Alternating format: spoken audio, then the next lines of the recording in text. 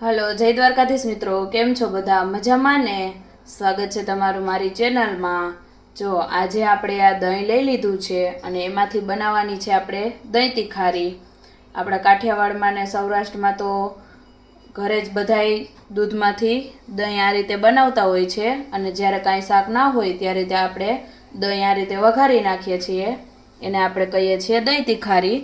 તો ચાલો આપણે રેસીપી શરૂ કરીએ. એના માટે જો આપણે આ દહીં લઈ લીધું છે, થોડી ખાંડ લઈ લીધી છે, લસણવાળી ચટણી લઈ લીધી છે અને આ બીજા બધા આપણે બેઝિક મસાલા લઈ લીધા છે. તો તમે રેસીપીમાં બન્યા રહેજો. હવે આપણે એક પેનમાં તેલ મૂકી દીધું છે ગરમ કરવા.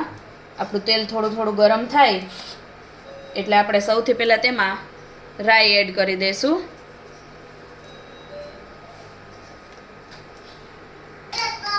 રાઈ ફૂટી જાય એટલે ત્યાર પછી આપણે તેમાં થોડું જીરું એડ કરી દઈશું. પછી થોડી હિંગ નાખી દઈશું અને ત્યાર પછી આપણે જે લસણની ચટણી બનાવી છે, લસણ અને લાલ મરચું બંને મિક્સ કરીને તે એડ કરી દઈશું અને તેને તેલ સાથે એકદમ સરસ રીતે મિક્સ કરી લઈશું.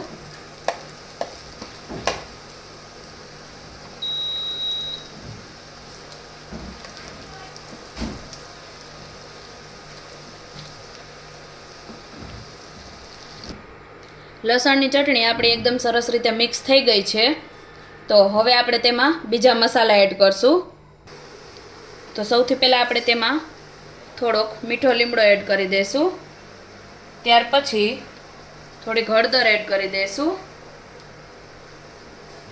થોડુંક ધાણા જીરું પાવડર નાખી દઈશું અને સ્વાદ પ્રમાણે આપણે મીઠું એડ કરી દઈશું.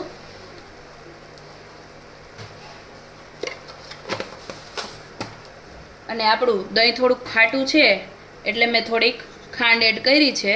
જો તમારું દહીં મોળું હોય તો તમારે ખાંડ એડ કરવાની જરૂર નથી. હવે આપણે બધી વસ્તુને સરસ રીતે મિક્સ કરી લેશું.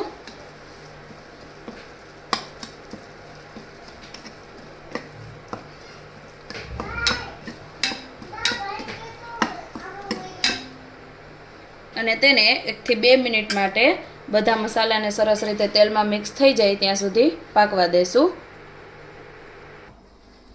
હવે વઘાર આપણો એકદમ રેડી થઈ ગયો છે અને તેને આપણે ગેસ ઉપરથી ઉતારી લીધો છે. હવે આપણે જે વઘાર કર્યો છે તેને આપણે 2 થી 3 મિનિટ માટે ઠંડો થવા દેશું. પછી આપણે તેમાં દહીં એડ કરશું.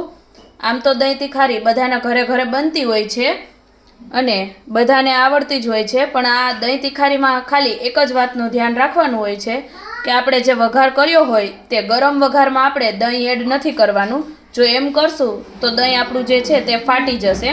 એટલે આપણે વઘાર કરી લઈએ પછી ગેસની ફ્લેમ બંધ કરીને દહીં એડ કરવું અથવા તો તેને નીચે ઉતારી અને 2 થી 3 મિનિટ માટે ઠંડો થવા દેવો, પછી દહીં એડ કરવું. તો હવે આપણો વઘાર ઠંડો થઈ જાય પછી આપણે તેમાં દહીં એડ કરશું. હવે આપણો વઘાર એકદમ ઠંડો પડી ગયો છે તો આપણે તેમાં દહીં એડ કરી દઈશું અને એકદમ હળવે મિક્સ કરી લેશું જેથી આપણું જે દહીં છે તે એકદમ મસ્ત રહે.